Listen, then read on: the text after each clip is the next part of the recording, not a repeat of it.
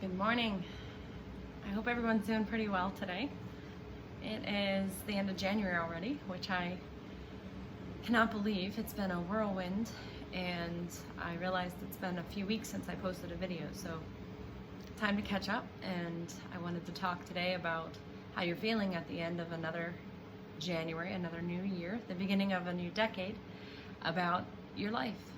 Where are you? So that's a pretty heavy topic, but also one that we have to come face to face with at some point. It's best if we can be more self-aware and think about these things on a day-to-day basis, but that's not always possible in our world with how fast everything is.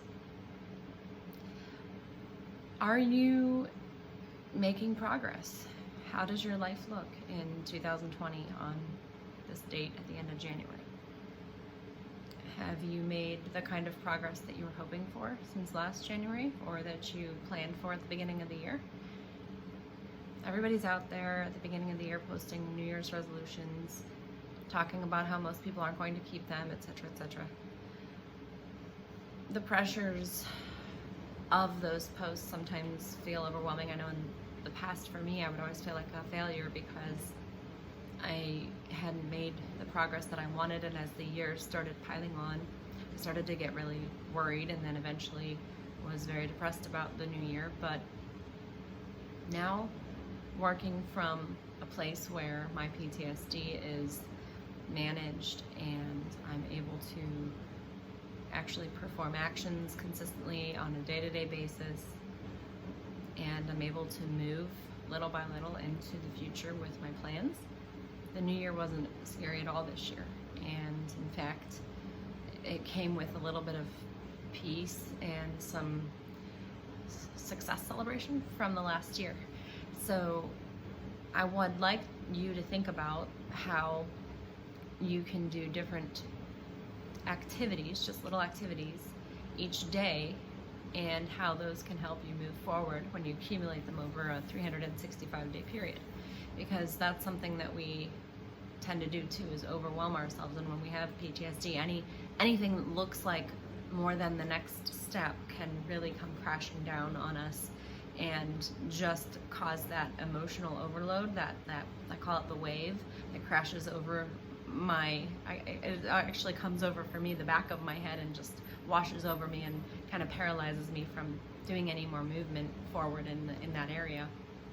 And so for an example, I still deal with this, as I'm very open about sharing, and I thank God that I have the somatic experiencing coach that I work with, because I still need to take the time to do the self-care, and it does take years to get through this fully. And sometimes, some triggers don't go away, but what we can do is every single day take the steps to get to where we want to be, and that's the most important part. And learning to celebrate the daily steps has been the part that has brought me peace and joy. And yesterday, in helping a client, I definitely was feeling, a lot of overwhelm. So last night I made sure I went to bed on time. This morning I slept in a little bit, made sure that I did my meditation, made sure that I'm taking it a little bit slower this morning.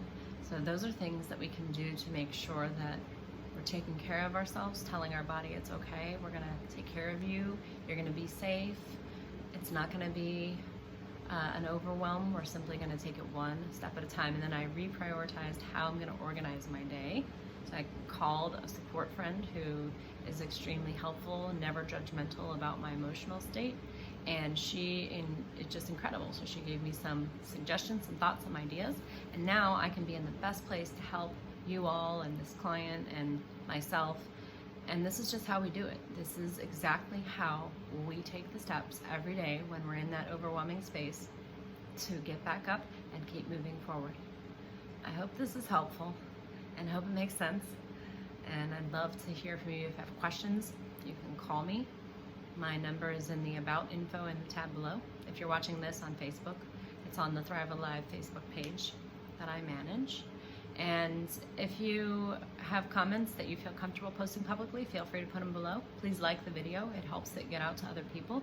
And if you notice the next video online after mine, you'll see that they're starting to show up as trauma-informed videos, which is super exciting. That means that you're liking them enough to where they're being tagged to those other videos and other people can get this help too.